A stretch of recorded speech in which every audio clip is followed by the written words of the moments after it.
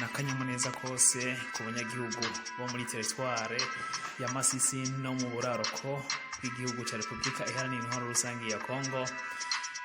Ni akanyamuneza ku banyekongo bose muri rusange nyuma y'uko kuri uyu wa kabiri igenekerezo rya ndwi z'ukwezi kwa gatatu umwaka wa 2023 umuhari wa M23 uhagaritse ingwano hagati y'igisirikare ndetse na nyamuhari nyene wa M23.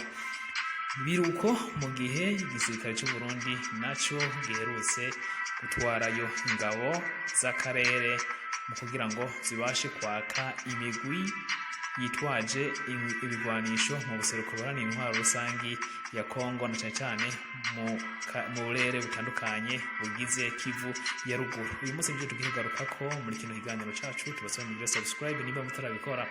Ibi bimeze uko mu gihe kuri uyu wa mbere gerekezo rya gatandatu z'ukwezi kwa gatatu umwaka wa 2022 nk'uko bishikirizwa na Guillaume Njile sanzwe ari umuvugizi w'ibikorwa vya gisirikare vya Sokola mu buraruko bwa Repubulika Iharanira Intwaro Rusange ya Kongo, yemeje yuko imigwano yari irenze kuri wa ndwi nk'uko vyari vyemejwe hagati y'umuhari wa M23 ndetse n'abasirikare n'igihugu n'ubutegetsi bwa Angola bemeranije yuko uno muhari wa M23 itegereza guhagarika imigwano. Nivyo rero bashitseko mu itangazo bashikirije.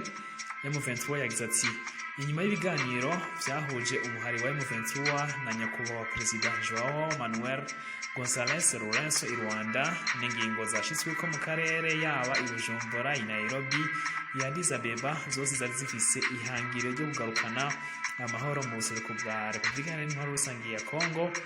Umuhari wa M23 utangaje ko uhagaritse intambara kuva kuyu wa kabiri igenekerezo rya ndwi z'ukwezi kwa gatatu umwaka wa 2023 isaha zitandatu z'umutaga mu nzira yuko ingingo za politike zikomeza. Umuhari wa M23 ufashe aka kanya ushimira indongozi z'akarere ndetse n'iz'urwego rw'isi gutahura ikibazo ndetse no kumviriza ikibazo cacu mu ntumbero yo kurondera amahoro mu buseruko buharanira intwaro rusangi ya Kongo.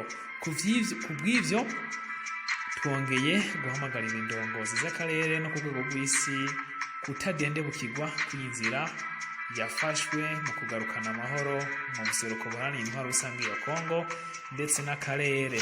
M23 yiyemeje kutatezura ivyo yiyemeje mu kugarukana amahoro mu buseruko buharanira intwaro rusangi ya Kongo, ndetse yibukije yuko itazotezura kugwana n'abasirikare ba Kongo canke abagize imihari ya FDLR, Nyatura, APCRS, Bareko, Maimai n'abacancuro mu gihe bategwa bazokwivuna. M23 rero biyemeje kuzobandanya bakingira abanyagihugu n'ivyabo. Ibi vyatewe ku mukono na Lawrence Kanyuka asanzwe ari umuvugizi wa M23. Iryo niryo tangazo ryasomwe ryashizwe ahagaragara ryari riri mu Kicongereza tukakwashagiraje kurishira mu Kirundi. Ibi rero bishitse mu gihe ku magerekezo ya 2023 z'ukwezi kwa 11 umwaka wa 2022 i Rwanda, ku magenekerezo ya 12 z'ukwezi kwa 12 umwaka wa 2022 i Washington, ndetse n'igenekerezo rya 4 z'ukwezi kwa 2 umwaka wa 2023 i Bujumbura hari habaye amanama yiga ku kibazo cy'umutekano muke uharanira intwaro rusangi ya Kongo na cyane mu buseruko bw'iki gihugu. Inama z'i Addis Abeba rero nizo zagenye yuko Perezida Joao Lourenço n'umuhari wa M23 bategerezwa kuyaga imbona nkubone kugira ngo bige ikibazo cy'umutekano nk'uko Perezida Joao Lourenço yabiyagiye. Rigia Anjos asanzwe ari umunyamakuru wa RFI yagize ati iyo tuvuze kurangiza intambara canke ukundi gutumvikana kose biba ari ibintu bigoye kandi bifata igihe n'umwanya, biba ari ukwibesha niba wibaza ko twoshobora guheza intambara mu ijoro rimwe. dufatiye akarorero ibiriko biraba i Buraya muri iyi ntambara ihuza Ukraine n'Uburusiya imaze umwaka urenga, nta n'umwe azi igihe izoherera, naho abantu bitanga ngo ihere vuba, ariko nta n'umwe afise inyishu yo nyayo kuri iki kibazo. Yongeye kandi yibutsa yuko inyuma y'inama ya nyuma y'i Rwanda twateye intambwe ku kugena ku gikorwa ca mbere cyo guhagarika intambara, ariko bizaba birarengwa ko kenshi. Turiko rero turaraba uko haba guhagarikwa intambara ntakuka, ibi navyo vyakozwe kuri uyu wa ndwi z'ukwa gatatu mwaka 2023. Ibi rero ati nivyahera hazokurikira kwaka ibigwanisho abagwanyi ba M23 no kubasubiza mu miryango yabo y'abanyekongo. Ibi bimeze uku mu gihe kuyu wa mbere nyene genekerezo rya ndwi, kuyu wa mbere genekerezo rya gatandatu z'ukwezi kw'indwi, imigwano yari yose mu buseruko buharanira intwaro rusangi ya Kongo, ndetse no kuyu wa kabiri mu gatondo genekerezo rya ndwi z'ukwezi kwa gatatu mwaka 2023, intambara yari yose hafi ya Sake mu gace ka Karuba. Leopold Busanga asanzwe arongoye sosiyete sivile Kamulonza yagize ati kuva saa 3 z'igitondo amabombe yumvikanye Isake, igisirikare ca Kongo kibandanya kugwana n'abagwanyi ba M23 Karuba. Abanyagihugu bari bagumye Isake bariko bahunga berekeza Igoma. Ibi rero ni ibintu bidasanzwe nk'uko kino kinyamakuru Actualité cyabitangaje, ndetse na Radio Okapi yabitangaje. Amasezerano y'amahoro rero ashitswe ko n'umuhari umwe wonyene rukumbi, mu gihe hari iyindi mihari myinshi iri mu buseruko buharanira intwaro rusangi ya Kongo ndetse inarenga 100. Bimeze uku niba M23 yahagaritse intambara, bivuze yuko agahengwe kagiye kuboneka. Biri uku rero mu gihe abasirikare b'u Burundi nabo kuyu wa Mungu genekerezo rya gatanu z'ukwezi kwa gatatu mwaka 2023 bashitse Igoma, aho bagijanwe mu gikorwa cyo kugarukana amahoro mu karere mu muryango wa Aircraft East African Community Regional Force.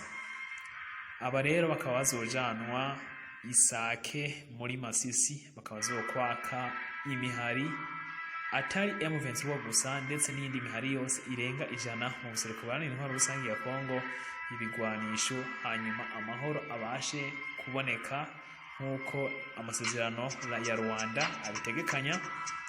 Inyuma y'uko batse ibigwanisho, imigwi abari mu migwi igwana bitekanijwe y'uko impunzi zahungiye hirya no hino mu bihugu bitandukanye ndetse n'imbere mu gihugu zizoca zisubizwa mu vyabo, hanyuma amahoro abashe kubandanya sazagara mu buseruko buharanira intwaro rusangi ya Kongo ndetse no muri Kongo muri rusangi.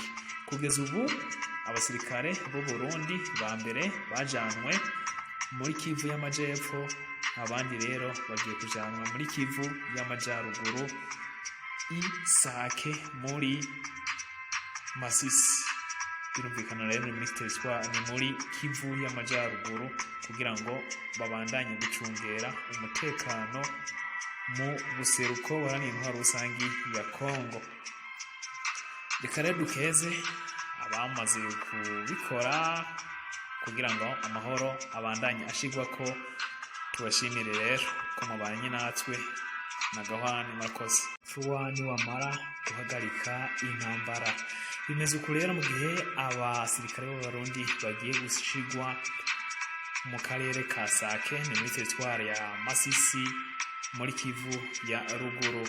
Bimeze uku rero abajejwe kwiga ibintu n'ibindi ngo bizotuma umuhari wa M23 utabandanya kugaba ibitero muri Rucuru. Reka tubashimire rero ko mwabanye natwe, ariko tubibutse yuko kugeza ubu abantu bamaze kuva mu miryango yabo nk'uko bitangazwa n'ishami rijejwe kuraba abantu INHCR ngo babarugwa canke baharugwa mu bihumbi 120 bamaze kuva mu vyabo kuva iyi ntambara itanguye. Reka tubashimira, share, like, comment.